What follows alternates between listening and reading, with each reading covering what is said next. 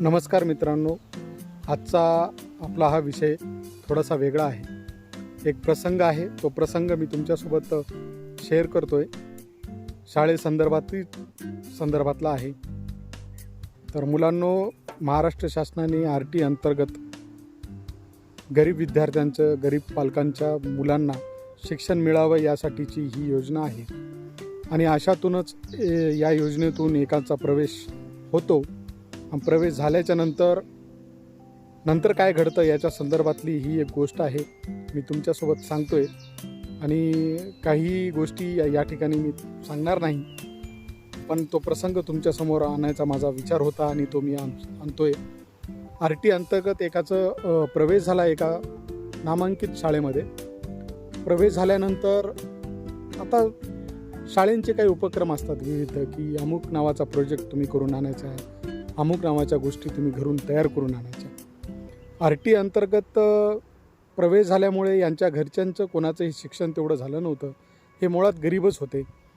कसंबसं त्या शाळेमध्ये त्यांनी प्रवेश घेतला, त्या आनंदात होते. RT अंतर्गत प्रवेश झाला याचा. त्यानंतरचं जे काही त्यांच्यासमोर जे दृश्य निर्माण झालं ते म्हणजे असं, की आपल्या मुलांना जाण्या येण्याची व्यवस्था कशी करावी, त्याच्यासाठी पैसा लागेल. त्यानंतर जे काही शैक्षणिक साहित्य आहे ते खरेदी करण्यासाठी सुद्धा पैसे लागतील, या विचारामध्ये ते परिवार होता. आणि असाच एक प्रोजेक्ट शाळेमध्ये झालेला आहे आणि तो करण्यात येणार होता. मग त्यावेळेस असं झालं, की या घरच्यांकडून त्या प्रोजेक्टसाठी लागणारं साहित्य जे आहे ते पुरवता आलं नाही. त्यामुळे तो विद्यार्थी प्रोजेक्ट सादर केला नाही आणि त्यांनी घरी आले. घरी आल्याच्या नंतर काही दिवसांनी त्या शाळेंनी त्यांच्याकडे लेखी तक्रार केली. मित्रांनो, आता ही इंग्लिश स्कूलच्या शाळा ज्या आहेत त्याचं एक विशेषता काय माहीत आहे का, ते तक्रारसुद्धा इंग्लिशमध्ये करतात.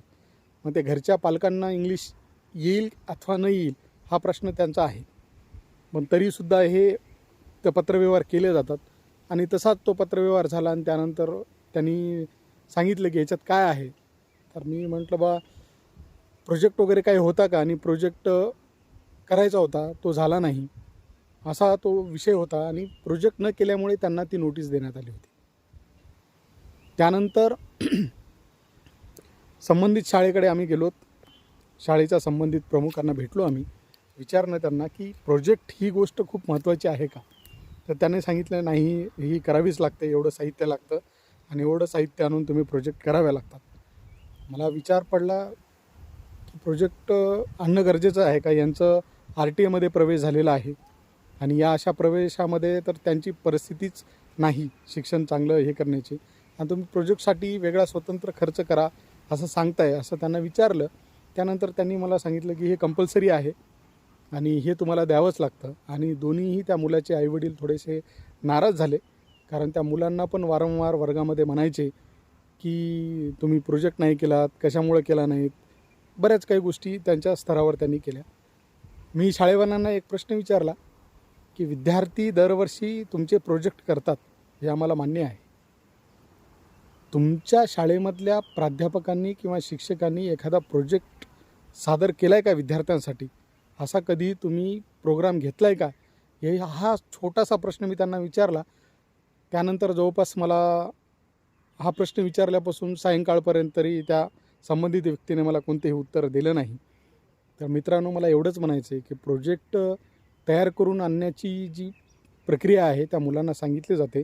मुळात शाळेमध्ये जे काही प्रोजेक्ट होतात त्याचे वास्तववादी दर्शन असं आहे की संबंधित मुलाचे प्रोजेक्ट हे त्याचे आईवडीलच तयार करतात, मुलांना तेवढं जमत नाही. तर या शाळेंनी एक करावं की शाळेंनीच स्वतः साहित्य देऊन विद्यार्थ्यांची शाळेमध्येच ती प्रात्यक्षिके करून घ्यावेत आणि ती सादर करावेत. घरच्यांना एवढा ताण देण्यात येऊ नये, ही या शाळेंनी अंमलबजावणी करावी, हा माझा आजचा प्रश्न आहे. असं कोणाकोणासोबत झालं आहे का, हे मला नक्की सांगा.